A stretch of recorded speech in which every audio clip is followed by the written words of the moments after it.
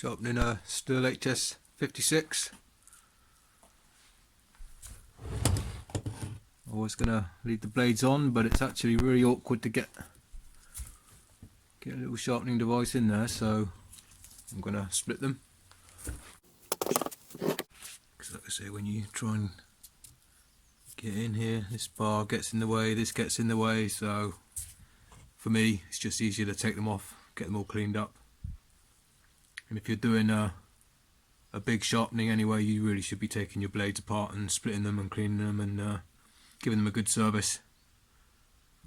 You know, if you're just doing a light touch up, then yeah, you can potentially leave them on if you're careful and just do each one, but for me I find it so much easier taking them off. T27, these four, that one's a greasing port.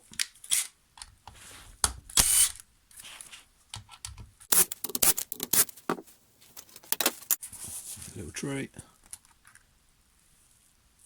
that just slides off, lifts off. Be a spacer in there as well,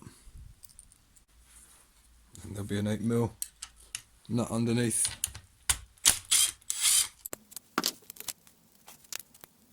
Try and get them out and keep your spacers as well.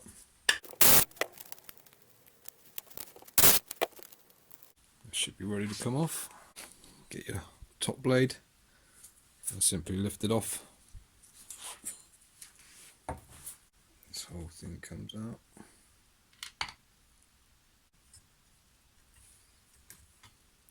So that just twist that and then that comes off.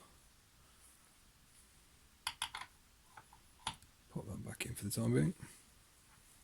But again, it's easy to take them off. I much prefer taking them off than trying to sharpen it with all this, with the whole bar and this getting in the way. So there's both your blades off. Again, these aren't too bad. They just need a light touch up. But considering how much junk and rubbish is on them, I thought I'd take them apart. The difference they cut when you take them apart and clean all this off, honestly, it's night and day, almost. So what we'll do is we'll get all these cleaned up. I'll use a chisel, sharp chisel, just work along and then scraping it all off, and then both sides. I don't worry about scraping off the sap and resin and rubbish from the cutting angles. I'm just top face and bottom face, just getting it cleaned up. So let's get cracking.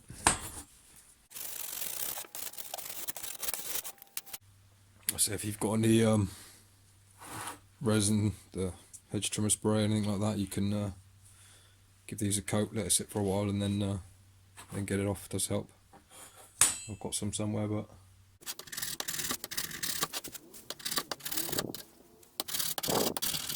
doing this does dull chisels pretty easily as well, so you might need to give it a bit of a sharpen halfway through.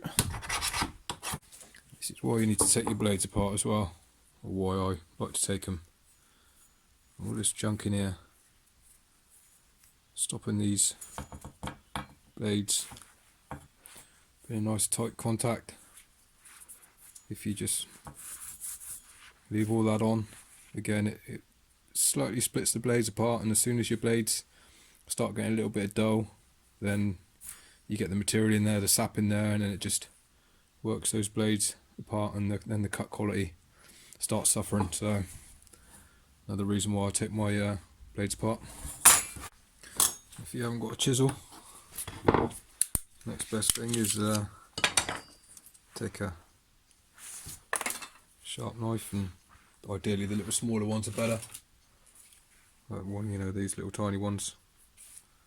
So if you've got any of them, they work great as well. Just it's a bit awkward with this big one, but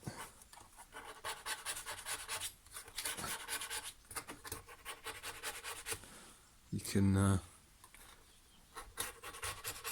scrape it all off. Actually worked quite well actually. So now you've got both your blades cleaned off. It's time to sharpen it. What I do is I clamp it to the bench, so it's overhanging the bench. So I'm not going to grind the bench down. A few ways to sharpen these.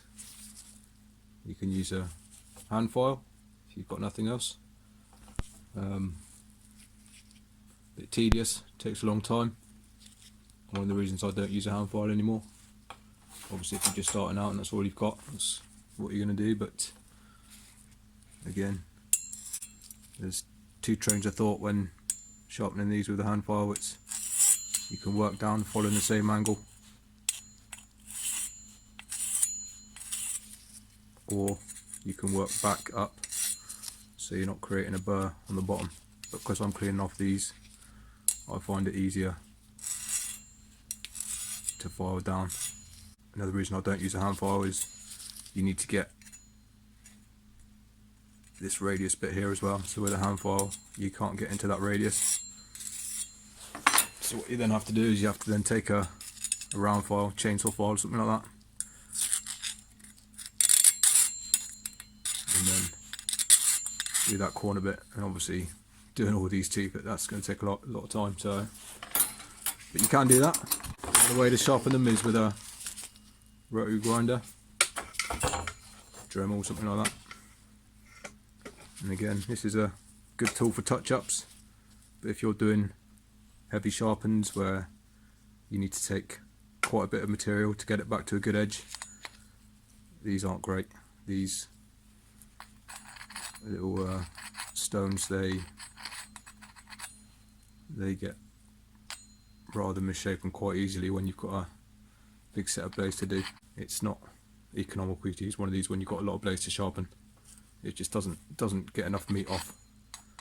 It's great for sort of doing final touch-ups, but yeah, if you need to do heavy grinds and get plenty of material back if they're severely worn and rounded over on the inside here, yeah, this is not the tool for it in my opinion anyway. So what I choose to use is an angle grinder with a flappy disc. This is the best kind of abrasive you can get for doing this, and obviously get it in and do your angle. And with an angle grinder you can get this radius as well, so you can do the whole tooth all in one go, which is very time saving. And again, if you've got really bad blades and you need to take a little bit of meat off, you need something that's not going to dull and wear out with these little stones, these Dremel stones. You can get the rotary burrs as well, but yeah, they don't last long.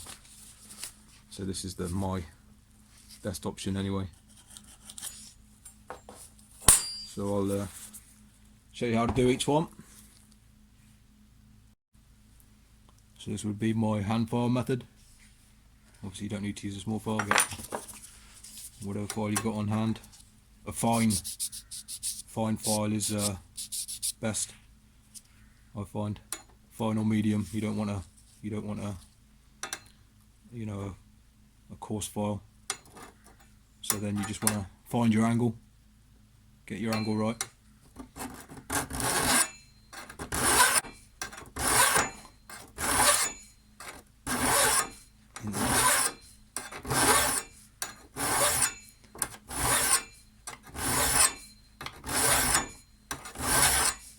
This file is actually a bit dull, so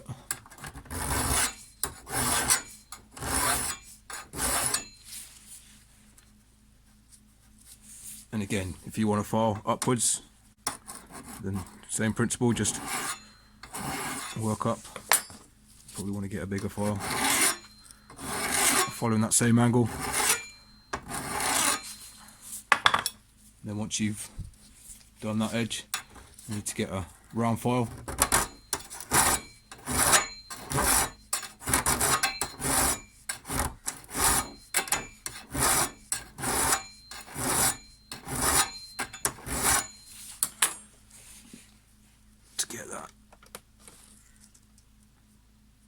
that corner bit. Again, this is tedious doing all these. So rotary grinder now. So with a rotary grinder, I find these are the best bits.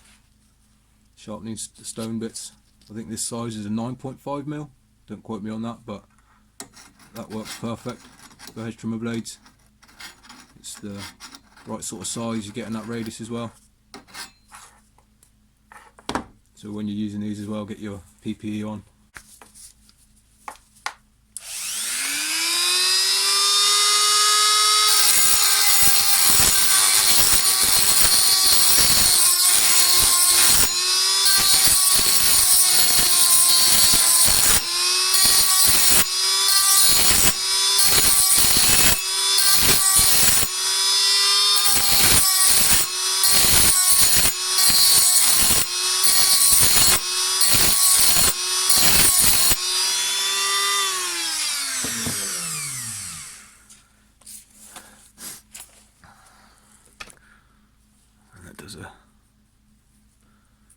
Does a good job,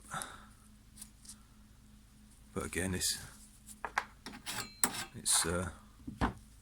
time consuming. In these stones, they don't last a long time. If you've got a lot to do and you need to take quite a bit of material off, they're not the best in my opinion. But for light finishing or light touch-up sharpens, they're great. You know, if you want to leave your blades on and just do a light touch-up. But I only recommend doing light touch-ups on blades that are not severely nicked or not very sharp. So angle grinder next.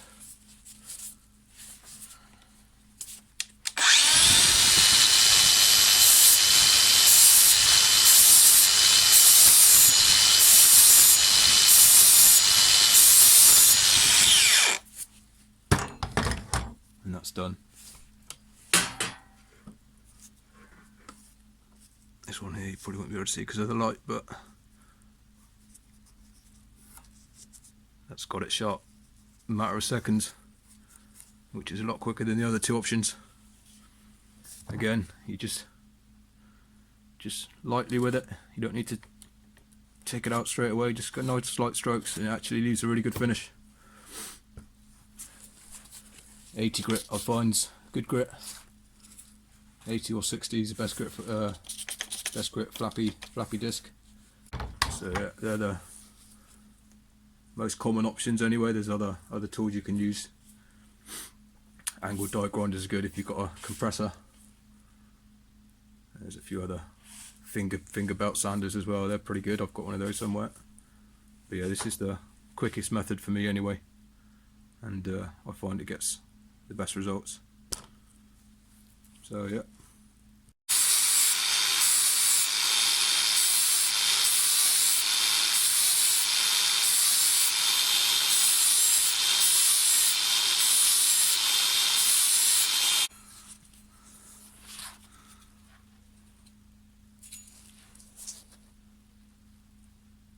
And that leaves a really good finish.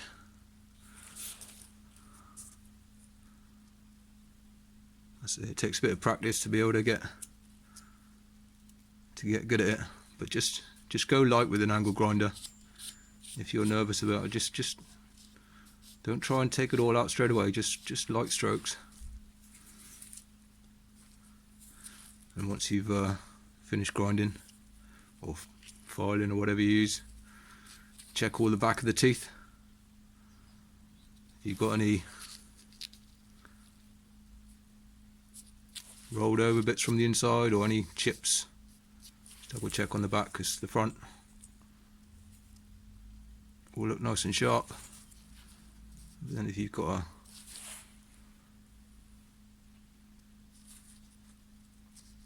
bit that's rolled over or nicked, just give each individual teeth a sharpen, whichever one you need to.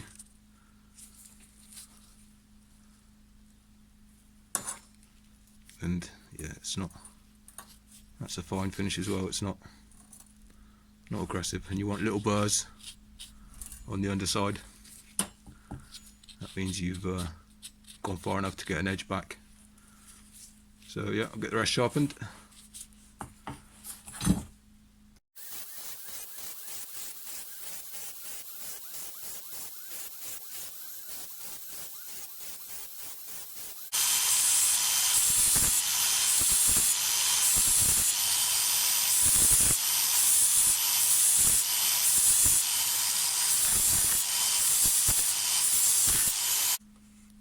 One thing I forgot to mention,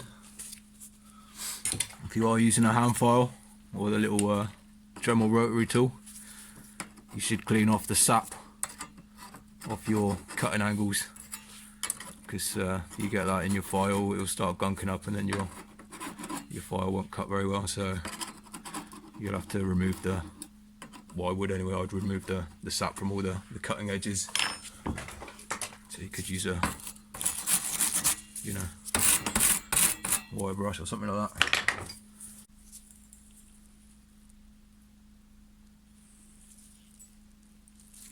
And again, once you get proficient with an angle grinder,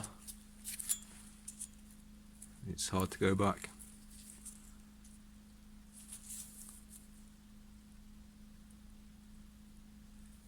And you know, I'm going light on them. I'm not digging in with the angle grinder. So one tip, if you do consider using an angle grinder, just go lightly. You don't need to make it overcomplicated.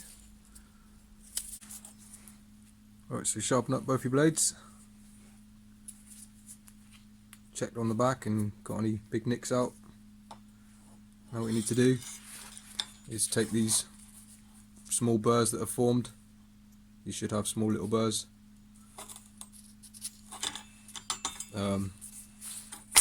It's ideal to get this on a flat surface if you can.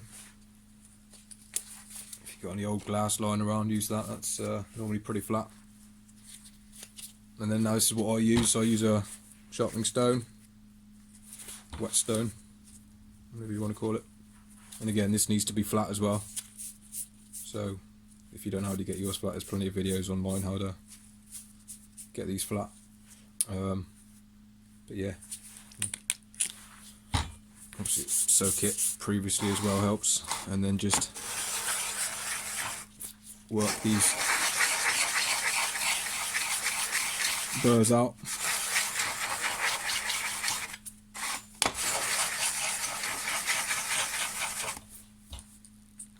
Keep it plenty wet.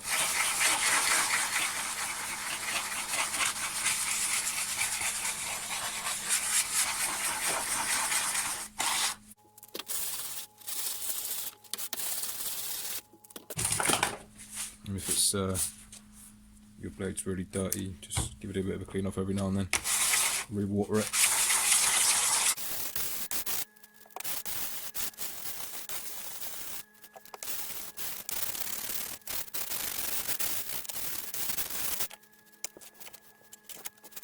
And again, the underside of the blade, so to speak, where the two mating surfaces, that's the most important to clean up. You can clean up the front face as well if you like, but again, the tops of the teeth, they're not in contact with anything. The middle bit is, yeah, you got your friction bits here, where your washers sit and where it's clamped onto the rail of the bar. So give the middle of it a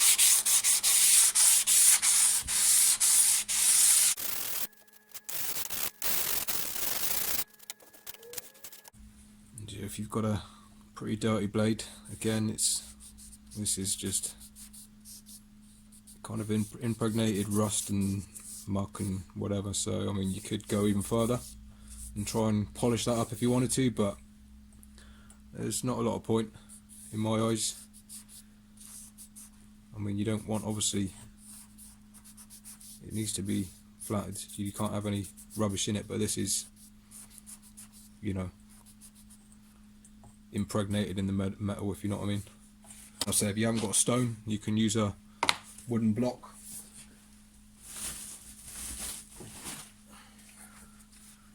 So try and get a big flat wooden block and a bit of sandpaper, wrap it in it, and then obviously make sure it's a flat surface, and then just run it over, circular motion if you need be. just making sure it's flat. That's the most important thing. And if you do want to clean up these teeth a little bit more, just get a bit of again, fine sandpaper, and you can just do the middles of the teeth. Don't hold it over the edge.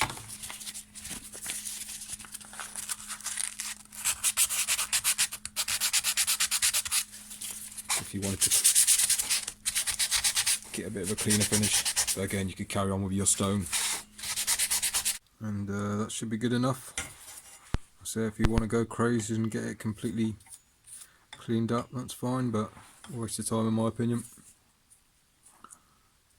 As long as you get this area flat, you don't want to be taking more off than you need, because with you start reducing the size of this, then your spacers in here, you ideally need to take those down as well. Otherwise you're, with these certain type of blades where they're clamped down tight, when you've got a set size spacer that is the size of these two blades, maybe a fraction bigger, you take too much material off these, taking them down too far, these will get smaller, and then your spacer effectively becomes bigger, which then that leaves, which lets these blades open up then, if you know what I mean. Starts doing that kind of thing in the cut when you've got too much play. So that's ideally why you need to go careful with removing material from these blades. Alright, so now you've got your blades all sharpened, ready to go back on. Again, if you're using the power tools, get your gearbox out of the way or cover it up and move it out of the way. You don't want to get any rubbish in there. Okay, clean your hands. This cog lifts out. What you need to do is slide it over, just literally plonk it on, and then give it a little twist so it locks itself in place, see? And then rest that back on.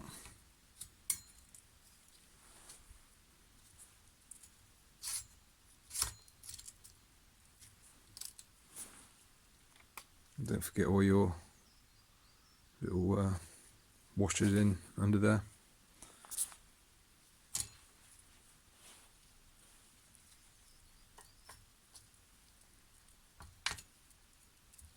There we go, that's down and in. I say before doing this as well, you can, if your gearbox is really dirty, just get a little screwdriver or something and just get all the dirty crap out. This one's not too bad, so look at your next blade. Slide it on over the top. So what it is, if you need to clean up these little sleeves or spacers or whatever you call them, give them a clean up before you put it all back together. If you want, you can give these little washers a clean as well on this side. I did give those little other ones a bit of a scrub, just to get them a bit more flat, because the quality of these aren't great actually. You can see that's not a very level wash up. So all the mating surfaces, you get everything more level and it will fit a lot nicer.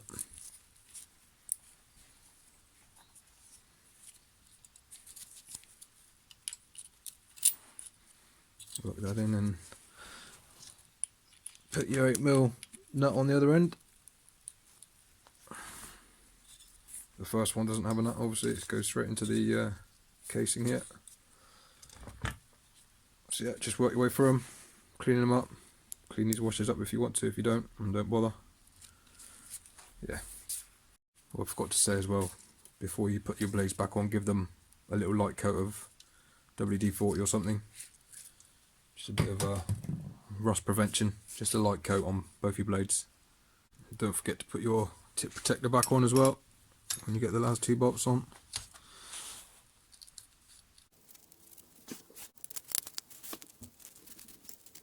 Right, I'm ready to tighten them all down. You can get your 8mm.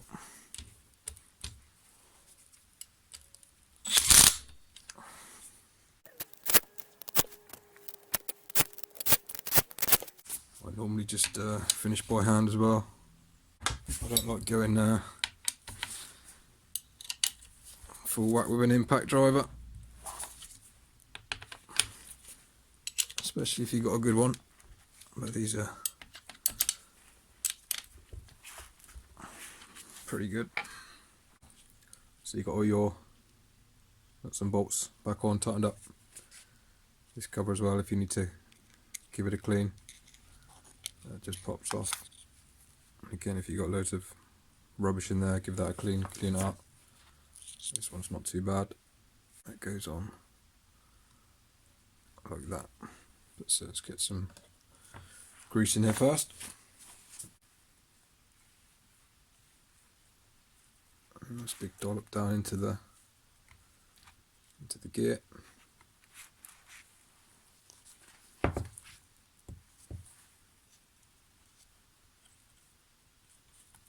And just smear it all around your blades.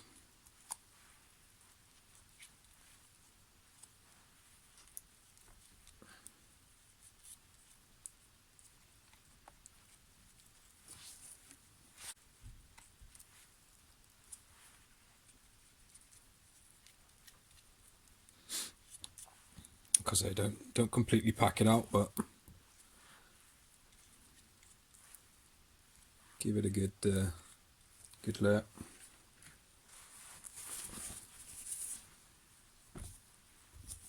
If you get too much excess on the mating surfaces, just wipe it off. So again, that bit goes on like that. Then you cover again if that's filthy. This one's actually not too bad, so and just pop on.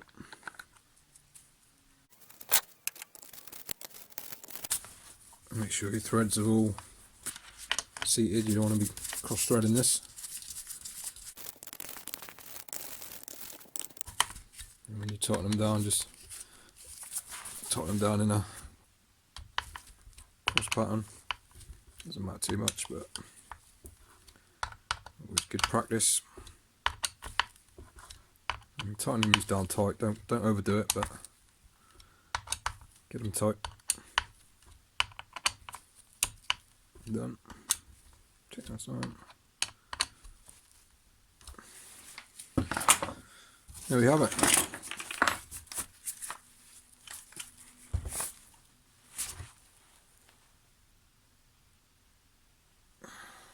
Should be nice and sharp. Should run nice and free as well.